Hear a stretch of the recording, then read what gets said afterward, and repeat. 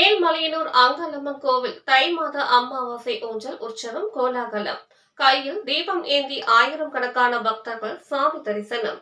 விழுப்புரம் மாவட்டம் மேல்மலையனூர் பிரசித்தி பெற்ற அங்காளம்மன் கோவிலில் தை மாத அமாவாசையை முன்னிட்டு அதிகாலை மூலவர் அங்காளம்மனுக்கு பால், இளநீர், மஞ்சள், குங்குமம், பன்னீர் மற்றும் வாசனை திரவியங்களை கொண்டு அபிஷேகம் செய்து பல வண்ண மலர்களால் அலங்காரம் செய்யப்பட்டு அம்மனுக்கு தங்க கவசம் அணிவிக்கப்பட்டது.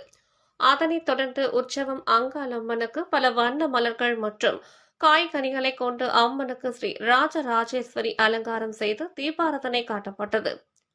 அதனைத் தொடர்ந்து பக்தர்களுக்கு காட்சியளித்த உற்சவ அங்காளம்மன் நள்ளிரவில் பூசாரிகள் மேலத்தாளங்கள் முழங்க அம்மனை வடக்கு வாசல் வழியாக ஊஞ்சல் மேடைக்கு கொண்டு சென்று அம்மனுக்கு தாலாட்டு பாடல் பாடி ஊஞ்சல் ஆற்றினர்.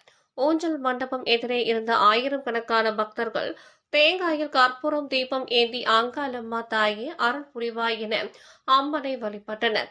இந்நிகழ்வுக்கு தமிழகம் மட்டுமின்றி வெளிமாநிலம், கர்நாடகா, ஆந்திரா உள்ளிட்ட மாநிலங்களில் இருந்தும் தமிழகத்தில் இருந்து பல்வேறு மாவட்டங்களில் இருந்தும் ஏராளமான பக்தர்கள் அம்மனை வழிபட்டு சென்றனர். பக்தரின் பாதுகாப்பிற்காக சுமார் 500க்கும் மேற்பட்ட போலீசார் பாதுகாப்பு பணியில் ஈடுபட்டிருந்தனர்.